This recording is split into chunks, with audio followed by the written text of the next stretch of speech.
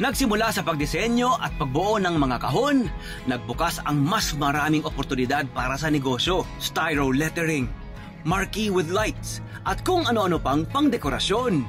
Kayang-kayang pagandahin ni na Joanna Bell ang anumang espesyal na okasyon. Yung tiwala lang talaga sa sarili, tapos na kaya mo talaga yung gawin. Pananalig din na kaya mong bumuo ng ganito para sa pamilya mo. Kahit wala kang puhunan, magagawa mo ito sa totoo lang. Tiyaga lang talaga. Mamangha sa ganda at kwento ng negosyong ito sa small but kitable. Welcome to Love to the Better than Rose and Joanna Bell! Halika rito, my love! Morning! Halika sa gitna! Good morning! Ayan, good morning sa'yo. Hello po sa inyong lahat. Ayan, naku, syempre, tuloy-tuloy na natin ito. Oo, diba? lapit tayo. Kakaiba itong Lapit kanilang tayo, negosyo. Talagang ang puhunan, skill. Skill talaga. Paano nyo nabuo ito at sino nakaisip nito? Actually po, dati po, supplier lang ako ng mga, kumbaga yung nagtuturo lang ako sa mga kapatid ko eh. Then po, yung nag-start ako nito sa Divisoria items. Tapos po, chinek ko po yung mga materials ng Divisoria hanggang sa naghanap po ako ng mga supplier ng mga material na yon. Hanggang sa ako na rin po yung bumubuo. Okay, hindi. Kasi iniisip ko, my friend, paano mo naisip na ito yung gawin mong negosyo? I mean, yung nung bang nagkumukuha ka ng mga items, talagang mga pang-event na yung mga binibenta mo? Hindi pa po. Ano yung mga binibenta mo? Nag-start po yun kasi nung... Pag may mga event na mga ganyan na season, alam mo na marami nang mag-o-order sa'yo. Nung una pa lang po, nakikita ko na parang maganda rin to Tapos nung pumasok ng February, doon na ako nag-start na naging yung... Yes, pero kayong magkakapatid, lahat kayong magkakapatid, meron talagang galing pagdating sa pagkikreate sa crafts, no? Opo. Yung sumunod po sa akin sa mga styroprops po siya. Tapos yung pangatlo ko pong kapatid, siya naman po sa mga neon lights. Then, katulong ko na rin po siya mag-build up ng mga letters. Galing na kumpleto nila, my friend. Nakumpleto. Okay, so kailan nag-umpisa itong ideya mo na, pwede kong gawing malaking negosyo ito? Pandemic po. Pandemic. Paano mo na umpisahan? Meron bang kumontak sa'yo, kunwari na isang gusto magdaos ng kanyang birthday o wedding? Wala naman po. Kasi po, nag-start ako sa box. Then yung mga box, mga may pastry, ganyan. Ay, alam ko yan!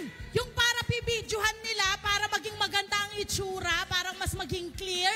Yes, nauso yun! So yun muna yung binenta mo? Ayun lang po muna yon. Nag-post ako sa mga marketplace, FB group. Then dumami po yung order sa akin hanggang sa pati po yung mga kapitbahay ko, naging tumutulong na rin po sa akin, mga kabataan. Team effort, barangay effort. So, nag-create ka na ng trabaho para sa mga kabarangay mo? Maswerte. Mga kapitbahay ko po. Oo, okay. Galing! And then, ngayon, lahat na ng event, kinukuha na kayo? Opo, may mga suki na po kami na mga company, yan, mga organizer. At friend, mga kilalang, mga kumpanya na kumukuha na sa kanila. Talaga naman. Yun nga lang talaga paguran ito, puyatan. Opo, lalo na pag mga hating gabi na yung matatapos yung event, kailangan nandun kasi kami lahat talaga. Gaano katagal na itong business ninyo?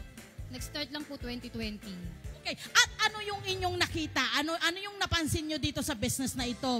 Bakit sa tingin nyo parang naging patok? At maging mga big na mga brands. Yes! Mga big time brand! Oo, yes, malalaking kumpanya, lumalapit Kasi po sa kanila. sa Pilipinas, yung mga karamihan po, lagi pong may mga events, hindi po nawawala sa isang taon. Birthday. Lahat ng wedding, lahat. Mga Corporate kita-kita. event, oo, Ang kahit dami-dami, corporate event, diba? oo. Pati yung mga kumpanya na nag-i-introduce ng kanilang mga product na bago. Opo. Ay, wow! Paano mo, gusto ko malaman paano mo napasok yung mga malalaking kumpanya? Kasi hindi ganun. Friend, alam mo yan, galing ka sa advertising, hindi Oo. madaling pasukin yung malalaking kumpanya. Tama. Paano nyo napasok yun? Ano lang po, nag-true chat lang po ng mga organizer sa amin. Tapos, Galing. chinek lang din po yung mga items namin. Then, mismo po pumupunta pa sa amin kahit po mga police naging client na rin po namin. Oh, pati mga pulis daw. Ang galing. Okay, kasama natin dito, kasama ni na Joanne, si na Jan at saka si Ito yung mga Joel. kapatid Ayan. niya. Hali kayo rito, pumasok na rin kayo So rito. magkakapatid kayo, magkakasama kayo sa negosyo. Ito. Ano sa palagay nyo ang bros? Ano sa palagay nyo ang advantage ng pagkakaroon ng negosyo na magkakapatid? Magpamilya, Oo, magkapatid ang magkamag-anak. magkakasama sa negosyo. Okay ba? Ma-advise nyo ba yun? Advisable ba yun? Mas maganda po kasi na magtutulungan kayong magkakapatid. Kumbaga sabay-sabay kayong mag-grow. Okay. Siyempre, my friend, hindi lahat ng bagay ay beautiful. Kasi pagdating ng mga ganyan, napapagod kayo, minsan nagkakasungitan na, no? Paano nyo inaayos ang inyong relasyon para hindi kayo nag-aaway? Sa aming magkakapatid parang hindi eh. Ay, hindi kayo nag-aaway at all? Hindi kayo Bakit? Ano ang sekreto? Yun ang gusto naming malaman. Paano? Chemistry talaga Dapat eh. pag sa negosyo na lang. Bigayan. Dapat tulungan. Tapos yung Sino ang nagde-decide? Kanino ang decision making? Sa akin po. Ate. Opo. Ate ba siya? Opo. Ay, wala. Hayaan na natin. Ate, Hindi, saka, Ano gagawa natin sa to? negosyo ito, halata naman Yes. na nananaig ang pagiging Pamilya magkakapatid. nila, magkapatid nila. Tsaka, nakakatuwa na malakas ang trust nila sa kanilang ate. Ayan, di ba? Paano kayo sumusunod? Siyempre, ganyan, si ate na naman masusunod. Wala kayong ganon. Ay, wala po. Wala po sa kanya kung ano po yung sabihin niya sa amin. Sunod lang po kami. Siyempre, may pagod. Paano nyo naman ibinabalik sa mga sarili ninyo na maging, kumbaga, yung health nyo, yung pampasaya naman ninyo, pag napapagod kayo, paano ginagawa ni ate? Bawi sa pagkain. Bawi sa pagkain! Galit. Sa totoo lang, dati ang Sama-sama papayat kami pag niyan. kumakain. Oo. Dati ang papayat niyan. Ngayon, mga naglalakad. Ibig sabihin lamang na alagaan at tama ang iyong pagmamanage sa kanilang business. Ilang kayo magkakapatid? 4 po kami. Tapos yung isa po nasa Pangasinan ngayon. Nagre-resell din po siya sa amin sa business namin. Wow. Tulong-tulong. siya ng mga ginagawa Mga namin. pinsan-pinsan din po Oo. namin, reseller. Ganun. Sila ay wala ng mga magulang eh. Kaya talagang Wow. sa munang edad nila, natuto talaga silang kumayod na Okay. para sa kanilang Ito sarili. para lang din para maging fair kasi baka sabihin naman ng mga nanonood na oy kasi ang ate talaga laging nasusunod diyan, ano yan, ganun, dominante yan, 'di ba? Sa tingin mo, nadadaan mo ba sa pagdodomina o talagang may tama kang parang pakikisama sa iyong mga kapatid? Ano ba yung tama? Kahit na ikaw pa yung ate. Sinusunod ko pa rin po yung gusto nila, kung gusto mo ba to, kung ba okay. Kumbaga nagtatanong ka rin ng opinion nila. Po, pinakikinggan ko pa rin po sila. Siyempre hindi lang naman porket ate ako, ako na lagi talaga yung masusunod yung desisyon ko. Mahusay. Pag-usapan natin Okay, lang eto itong na. ginawa Yung nyo kanilang ito. produkto sa Halimbawa, likod. Halika sa kayo mga dito. gustong magpa-customize o magpa-commission nito. Dito tayo sa likuran. Ayan. Ang ganda, no? Salamat dito sa ginawa Ganda, nyo. buo na. Buo na Salamat, agad. ah. 'Di ba? So paano ang kanilang gagawin? Parang paisa-isa ba yan? Boltuhan? Paiset? Ano po, sa mga company po, kung ano po yung pangalan ng nila, ng brand nila, ganun.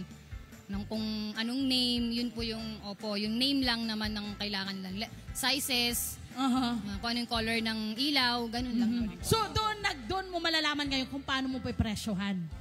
Oh. Per piece ang price ko sa kanila pag nire-rent Okay. nila. Tanong, sa bawat isang peraso ng box light na ginagawa ninyo, gaano katagal ang pagbuo niyan? 2 oras lang po, 1 oras, ganun. Isang tao lang yon. Isang piraso lang, isang tao lang po. Sino-sino gumagawa? Yung Ah. husband ko po, tsaka yung kapatid ko po.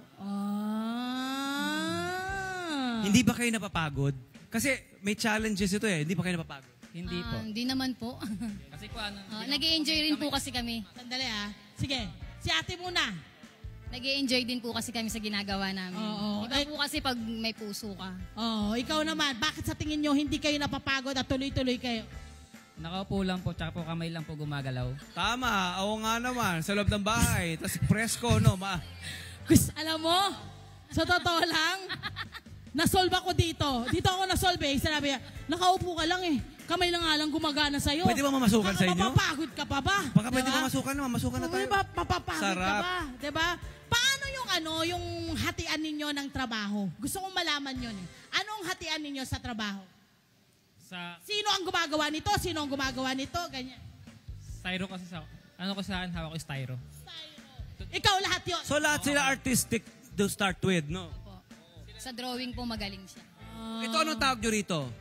Marquee letters. Marquee lettering. Kasi di ba sa marquee signage, marquee Correct, lights, correct, di ba? correct, On marquee correct. lights yun. Ito yun, ibinaba lang, nasa lupa lang. Pero ganun prinsipyo lang din. Correct. So ito pa, pag halimbawang nag-order sa inyo ang mga kumpanya ganyan, sa kanila napupunta yan o bumabalik sa inyo? Paano? Depende po kung gusto nilang bibilin na nila or irerentahan lang nila. Pwede rin magrenta. Pwede po, per piece po yung price. Bad friend. Ayun. Grabe. At bukod dito, bukod sa marquee, bukod sa boxlight na sinasabi nila kanina, gumagawa din sila ng balloon designs. Pati Ayun, yun, ito, pinasok pakita nila. natin. Ito. Meron kaming client na nagde-decor din ba kayo? Ganyan. Hindi pa ako marunong nun. Nanood lang ako sa YouTube kung paano mag-balloons, kung paano maggawa ng mga backdrop. Then yung husband ko, marunong naman siya sa mga wood. Siya yung gumagawa ng mga backdrop namin. Then ako sa balloons, sa styro, mga props ko, tas mga letters na. Galing! Magkano naging puhunan nyo sa umpisa? So una lang talaga, 1,000 pesos. Wow. Ha? 1,000. 1,000? Paano? Sa backslide kasi muna. Mayroon lang client na, ma'am, gumagawa rin ba kayo ng mga letters na may ilaw? Pero 2 feet lang naman yon. Dinamunan ako ng 1,000 sa Sintra board. Then po, mga ano lang naman, cutters lang naman. Magkano lang naman yun, 12. Pero feeling ko, my friend, ang puhunan talaga nila dito ay yung Tiyaga talaga. labor. Kasi nakakapagod din naman ito. Talagang masakit din ito sa likod. Tsaka sa mga kamay. Kasi no? dati, ilan-ilan lang umu-order sa amin hanggang sa pumatok. Biglang dumami, kaya yung mga kapatid ko, wag na kayo magtrabaho. Ganyan, ito na lang, sama-sama na lang tayo. Ang galing. So masasabi nyo ito ay ang siyang pangkabuhayan na pangkabuhayan na talaga talaga. Permanente na. Bumubuhay talaga sa lahat. Correct. Paano nabago ng negosyong ito ang buhay ninyong pamilya? Dati ho talaga, hirap na hirap kami. Sa totoo lang, yung bahay pa lang namin, akala mo magigiba na. Tapos ngayon, nung naunti-unti ko na, naging maayos na yung flooring namin. Dating lupa lang, naging simento na. Yung mga pader namin, kalakalahati lang yan, tapos dingding. Hanggang sa ngayon po, pader na rin, naka-finishing na. Sa susunod po ngayon, yung plano po namin, pinag-iipunan namin, yung second floor na po.